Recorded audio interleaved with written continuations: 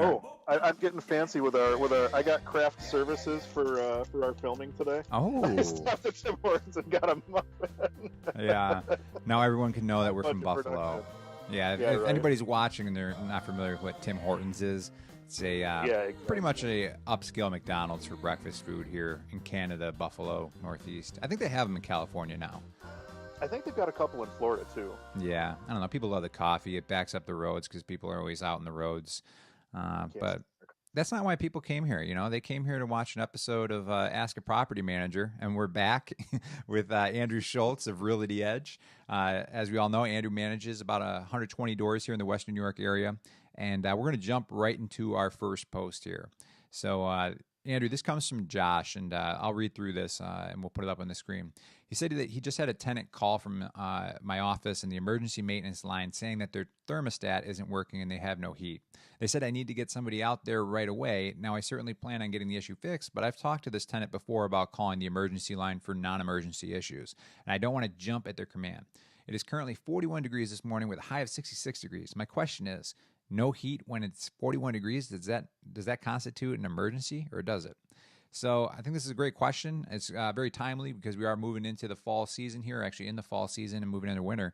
So Andrew, what are your thoughts on this particular question here?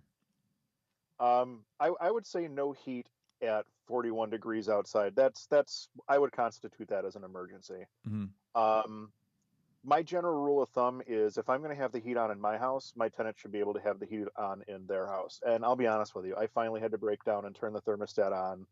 Was it yesterday that we had it was really cold? Mm-hmm. Yeah, I finally had to. We weren't even we were in like the high 40s, and I ended up turning the heat on at my place for the day just to keep it warm a little bit. But some states have guidelines as to when you have to provide heat.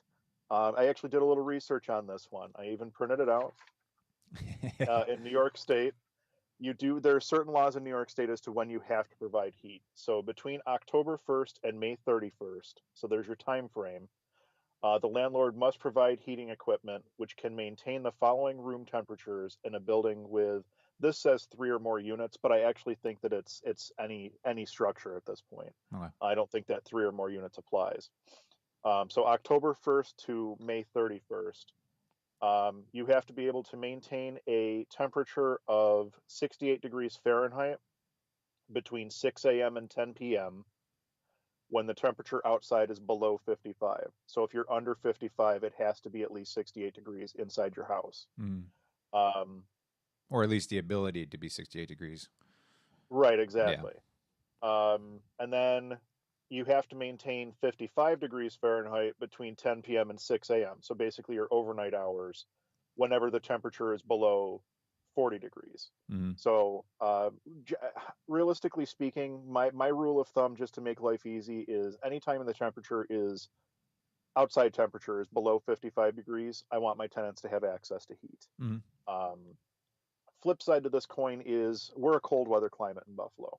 In some climates, like maybe your Floridas, your Californias, Arizona, Nevada, and I'm just pulling states out that are warm. I Mm-hmm. don't know what the laws are in other states, but I do know that there are some states out there that have laws pertaining to cold weather, or I'm sorry, warm weather, where if you have temperatures that are above, say, 85 or 90 degrees, you have to provide air conditioning.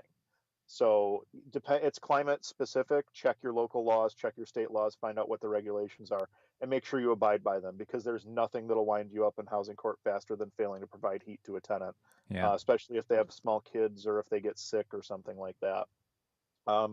Couple of things to kind of offset what could be a very bad situation. Okay. No heat calls always seem to come in at like 5:03 p.m. on a Friday when no HVAC contractor wants to come out and work or you need a part that you can't get until Monday or something like that.